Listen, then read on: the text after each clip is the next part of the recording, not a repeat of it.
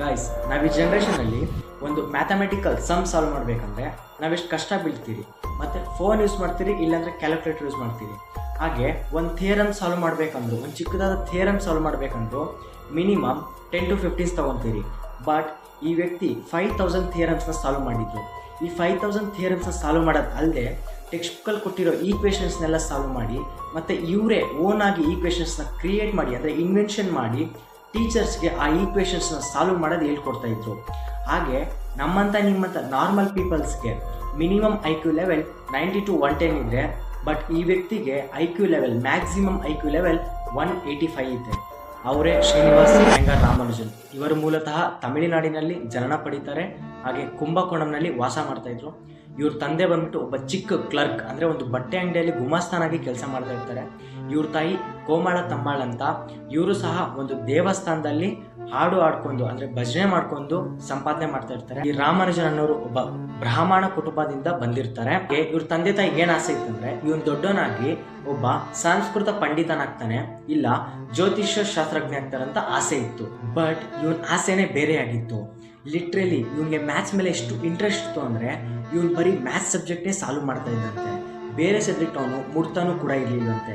ಹಾಗೆ ಇವನು ಮ್ಯಾಥ್ಸ್ ಮೇಲೆ ಎಷ್ಟು ಇಂಟ್ರೆಸ್ಟ್ ಇತ್ತು ಅಂದರೆ ಇವನು 7 years ಇದ್ದಾಗಲೇ ಕ್ಲಾಸಲ್ಲಿ ಮೇಡಮ್ 0/ಎನಿ ನಂಬರ್ = 0 ಅಂತ ಹೇಳಿದಾಗ ಇವನು ಕ್ಲಾಸಲ್ಲಿ ಎದ್ದು ನಿಂತು 0/0 = 0 ಆಗಲ್ವಾ ಅಂತ ಟೀಚರ್ಸ್ಗೆ ಟ್ವಿಸ್ಟ್ ಮೇಲೆ ಟ್ವಿಸ್ಟ್ ಕೊಡ್ತಾ ಇದ್ದಂತೆ. ನಿಮ್ಗೆ ಎಜುಕೇಷನ್ ಮೇಲೆ ಎಷ್ಟು ಇಂಟ್ರೆಸ್ಟ್ ಐತಂದರೆ ಇನ್ನು ಎಜುಕೇಷನ್ ಮುಗಿಸ್ತಾ ಕ್ಲಾಸ್ 10 ಫೈನಲ್ ಎಕ್ಸಾಮಿನೇಷನಲ್ಲಿ ಕೂಡ ಫಸ್ಟ್ ಬರ್ತಾನೆ, ಅಂದರೆ ಕ್ಲಾಸ್ಗೆ ಫಸ್ಟ್ ಬರ್ತಾನೆ. ಹಾಗೆ ಗೌರ್ಮೆಂಟಿಂದ ಸ್ಕಾಲರ್ಶಿಪ್ ಕೂಡ ಪಡ್ಕೋತಾನೆ.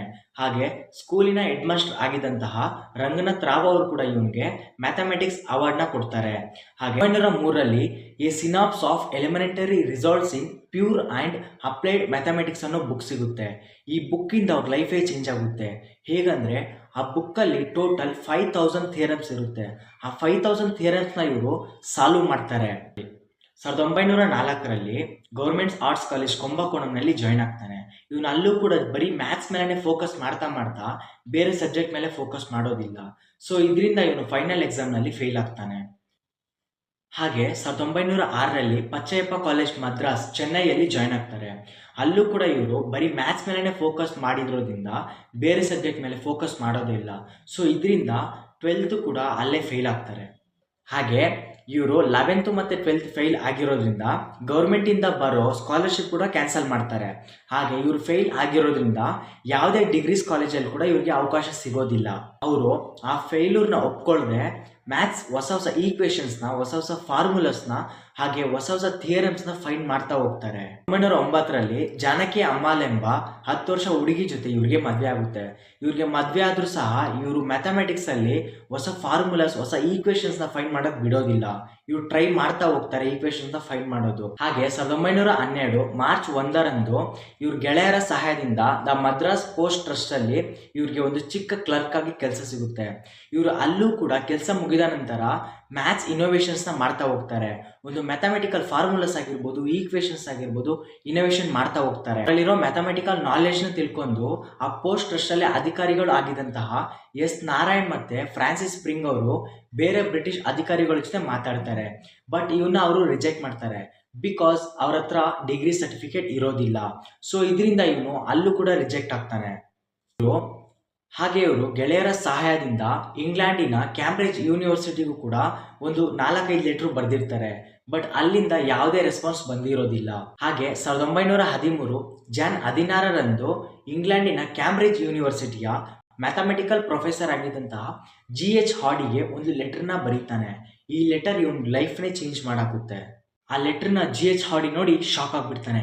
ಬಿಕಾಸ್ ಆ ಲೆಟ್ರಲ್ಲಿ ರಾಮಾನುಜನ್ ಸ್ವಂತವಾಗಿ ಸಂಶೋಧನೆ ಮಾಡಿದ infinity series, P functions, zeta function, ಹಾಗೆ ಅವನೇ ಓನಾಗಿ ಸಾಲ್ವ್ ಮಾಡಿದ ಥಿಯರಮ್ಸ್ ಕೂಡ ಇರುತ್ತೆ. ಅದೆಲ್ಲ ನೋಡಿ G.H. ಹಾರ್ಡಿ ಶಾಕ್ ಆಗಿಬಿಡ್ತಾನೆ. G.H. ಹಾರ್ಡಿ ಮತ್ತು ಅವನ ಫ್ರೆಂಡ್ ಜೊತೆ ಚರ್ಚೆ ಮಾಡಿ ರಾಮಾನುಜನ್ಗೆ ಇಂಗ್ಲೆಂಡ್ಗೆ ಬರುವಿಕೆಗಾಗಿ ಒಂದು ಪತ್ರವನ್ನು ಬರೀತಾನೆ. ರಾಮಾನುಜನ್ ತಾಯಿ ಒಂದು ಸಮುದ್ರನ ದಾಟಿ ಬೇರೆ ದೇಶಕ್ಕೆ ಹೋಗೋಕೆ ಒಪ್ಪೋದಿಲ್ಲ. ಆವಾಗ ರಾಮಾನುಜನ್ ಅವ್ರ ತಾಯಿಗೆ ಹೇಗೋ ಒಪ್ಪಿಸಿ 1914ರಲ್ಲಿ ಕೇಂಬ್ರಿಡ್ಜ್ ಯೂನಿವರ್ಸಿಟಿಗೆ ಬಂದು ತಲುಪ್ತಾನೆ. ಹಾಗೆ ಕೆಲವು ಗಂಟೆಗಳ ನಂತರ GH ಹಾರ್ಡಿಗೂ ಮತ್ತು ರಾಮಾನುಜನ್ಗೂ ಮಾತುಕತೆ ಆಗುತ್ತೆ. ಹಾಗೆ ರಾಮಾನುಜನ್ಗೆ ಇನ್ನು ಶಾಸ್ತ್ರಬದ್ಧವಾಗಿ ಮ್ಯಾಥಮೆಟಿಕ್ಸ್ ಹೇಳ್ಕೊಡ್ಬೇಕು ಅಂತ GH ಹಾರ್ಡಿ ಕೇಂಬ್ರಿಡ್ಜ್ ಯೂನಿವರ್ಸಿಟಿಗೆ ಸೇರಿಸ್ತಾನೆ. ಹಾಗೆ ಅಲ್ಲೇ ಇರೋದಕ್ಕೆ ವ್ಯವಸ್ಥೆ ಕೂಡ ಮಾಡಿಕೊಡ್ತಾನೆ. ಆಗ ರಾಮಾನುಜನ್ ಅದೇ ಕೇಂಬ್ರಿಡ್ಜ್ ಯೂನಿವರ್ಸಿಟಿಯಲ್ಲೇ ಇದ್ದುಕೊಂಡು hypergeometric series, the Riemann series, ಹಾಗೆ the theory of divergent series, ಹಾಗೆ ಥಿಯರಮ್ಸ್ನೆಲ್ಲ ಸಾಲ್ವ್ ಮಾಡ್ತಾ ಹೋಗ್ತಾನೆ. ಆಗ GH ಹಾರ್ಡಿ ಇವ್ರನ್ನ ಇಂಗ್ಲೆಂಡಿನ ಒಂದು ಮ್ಯಾಥಮೆಟಿಕಲ್ ಪ್ರೊಫೆಸರ್ ಆಗಿ ಕೂಡ ಮಾಡ್ತಾರೆ. ಆವಾಗ ಇಂಗ್ಲೆಂಡಿನ ದೊಡ್ಡ ಅವಾರ್ಡ್ ಆಗಿದ್ದಂತಹ ರಾಯಲ್ ಸೊಸೈಟಿ ಫೆಲೋಶಿಪ್ ಅವಾರ್ಡ್ ಕೂಡ ಇವ್ರಿಗೆ ಸಿಕ್ಕುತ್ತೆ. ಆಗ ರಾಮಾನುಜನ್ ಅಲ್ಲೇ ಇದ್ಕೊಂಡು PI ಐಡೆಂಟಿಟೀಸ್, ಝೆಟಾ ಫಂಕ್ಷನ್, ಹಾಗೆ ನೆಗಲ್ ಈಕ್ವೇಷನ್ಸ್ನೆಲ್ಲ ಮಾಡ್ತಾ ಹೋಗ್ತಾನೆ. ಈ ಈಕ್ವೇಷನ್ಸ್ನೆಲ್ಲ GH ಹಾರ್ಡಿಗೂ ಕೂಡ ಸಾಲ್ವ್ ಮಾಡೋಕ್ಕೆ ತುಂಬ ಕಷ್ಟವಾಗ್ತಾ ಇರುತ್ತೆ. ಆ ಥರ ಈಕ್ವೇಷನ್ಸ್ ರಾಮಾನುಜನ್ನೇ ಕ್ರಿಯೇಟ್ ಮಾಡ್ತಾ ಇದ್ದ ಅಂತೆ. ಹಾಗೆ ರಾಮಾನುಜನ್ಗೆ ಮ್ಯಾಥಮೆಟಿಕ್ಸ್ ಮೇಲೆ ಎಷ್ಟು ನಾಲೆಜ್ ಇತ್ತು ಅಂದರೆ ಇವನು ಇನೋವೇಷನ್ಸ್ ಮಾಡುವಂತಹ ಈಕ್ವೇಷನ್ಸ್ದು ಇಂಗ್ಲೆಂಡಿನ ಯಾವ ವ್ಯಕ್ತಿ ಕೂಡ ಸಾಲ್ವ್ ಮಾಡೋಕ್ಕಾಗ್ತಾ ಇರಲಿಲ್ವಂತೆ. ಅಷ್ಟು ಕಷ್ಟಕರವಾದದ್ದು ಈಕ್ವೇಷನ್ಸು ಇವನು ರಾಮಾನುಜನ್ ಸೆಕೆಂಡ್ಸಲ್ಲೇ ಸಾಲ್ವ್ ಮಾಡಿ ಬಿಸಾಕ್ತಾ ಇದ್ದಂತೆ. ರಾಮಾನುಜನ್ ಇಂಗ್ಲೆಂಡಿನಲ್ಲೂ ಸಹ ತುಂಬ ಕಷ್ಟ ಬಿದ್ದಿದ್ರಂತೆ. ಊಟಕ್ಕೂ ಸಹ ತೊಂದರೆ ಆಗಿತ್ತಂತೆ. ಬಿಕಾಸ್ ವರ್ಲ್ಡ್ ವಾರ್ ಸಮಯದಲ್ಲಿ ಊಟಕ್ಕೂ ಸಹ ಇದ್ದಿಲ್ವಂತೆ ಇವ್ರ ರಾಮಾನುಜನ್ ಒಬ್ಬ ಸಸ್ಯಾಹಾರಿ. ಅಲ್ಲಿ ತರಕಾರಿಗೂ ಕೂಡ ತುಂಬ ಕಷ್ಟ ಬೀಳ್ಬೇಕಾಗಿತ್ತಂತೆ. ಸೊ ಇದರಿಂದ 2-3 ದಿವಸ ರಾಮಾನುಜನ್ ಊಟ ಸಹ ತಿಂದಿರ್ಲಿಲ್ವಂತೆ.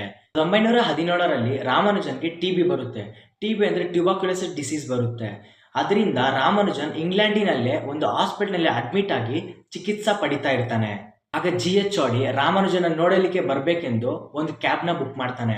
ಆ ಕ್ಯಾಬ್ನ ನಂಬರ್ 1729 ಆಗಿರುತ್ತೆ. GH ಹಾರ್ಡಿಗೆ ಮತ್ತು ರಾಮಾನುಜನ್ಗೆ ಒಂದು ಹ್ಯಾಬಿಟ್ ಇರುತ್ತೆ. ಏನಂದರೆ ಅವ್ರು ಯಾವುದಾದ್ರೂ ನಂಬರ್ ನೋಡಲಿ ಅದನ್ನು ಮೈಂಡಲ್ಲಿ ನೋಟ್ ಮಾಡ್ಕೋತಾರೆ. ಹಾಗೆ ಆ ನಂಬರ್ನ ವಿಶೇಷತೆ ಏನು ಅಂತ ತಿಳ್ಕೊತಾರೆ. ಆಗ GH ಹಾರ್ಡಿ ಒಂದು ಟ್ಯಾಕ್ಸಿನ ಬುಕ್ ಮಾಡ್ತಾನೆ. ಆ ಟ್ಯಾಕ್ಸಿ ನಂಬರ್ 1729 ಆಗಿರುತ್ತೆ. ಅದನ್ನು ಮೈಂಡಲ್ಲಿ ನೋಟ್ ಮಾಡ್ಕೊತಾನೆ. ಬಟ್ ಅವನಿಗೆ ಆ ನಂಬರ್ ವಿಶೇಷತೆಯನ್ನು ಗೊತ್ತಿರೋದಿಲ್ಲ. GH ಹಾರ್ಡಿ ಅದೇ ಟ್ಯಾಕ್ಸಿಯಲ್ಲೇ ಹೋಗಿ ಹಾಸ್ಪಿಟ್ಲಿಗೆ ಹೋಗಿ ತಲುಪಿ ರಾಮಾನುಜನ್ ಆರೋಗ್ಯ ವಿಚಾರಿಸ್ತಾನೆ. ಆರೋಗ್ಯ ವಿಚಾರಣೆ ಆದಮೇಲೆ ರಾಮಾನುಜನ್ ಯಾವುದ್ರಲ್ಲಿ ಬಂದೆ ಅಂತ ಕೇಳಿದಾಗ GH ಹಾರ್ಡಿ ಟ್ಯಾಕ್ಸಿಯಲ್ಲಿ ಬಂದೆ, ಆ ಟ್ಯಾಕ್ಸಿ ನಂಬರ್ 1729 ಅಂತ ಹೇಳ್ತಾನೆ. ಹಾಗೆ 1729 ಅಂತ ಹೇಳ್ತಾ ಆ ನಂಬರ್ ಏನು ವಿಶೇಷತೆ ಅಲ್ಲ ಅಂತಲೂ GH ಹಾರ್ಡಿ ಹೇಳ್ತಾನೆ. ರಾಮಾನುಜನ್ ಕೆಲವು ಸೆಕೆಂಡ್ಸ್ ಯೋಚನೆ ಮಾಡಿಬಿಟ್ಟು, ಇಲ್ಲ ಹಾರ್ಡಿ ಸರ್, ಅದು ನಾರ್ಮಲ್ ನಂಬರ್ ಅಂತ ಕನ್ಸಿಡರ್ ಮಾಡೋಕ್ಕಾಗಲ್ಲ, ಅದು the smallest positive integer sum of 2 positive cube in the 2 different ways ಅಂತ ಹೇಳ್ತಾನೆ. ಆಗ ಅಲ್ಲಿದ್ದ GH ಹಾರ್ಡಿ ಕೂಡ ಶಾಕ್ ಆಗಿಬಿಡ್ತಾನೆ. ಹಾಗೆ ರಾಮಾನುಜನ್ 1919ರಲ್ಲಿ ನಮ್ಮ ಇಂಡಿಯಾಗೆ ವಾಪಸ್ ಬರ್ತಾನೆ. ಬಂದು ಕೆಲವು ದಿನಗಳ ನಂತರ ಅಂದರೆ ಏಪ್ರಿಲ್ 26, 1920 ನಮ್ಮೆಲ್ಲರ ಕರಾಳ ದಿನವಾಗಿರುತ್ತೆ.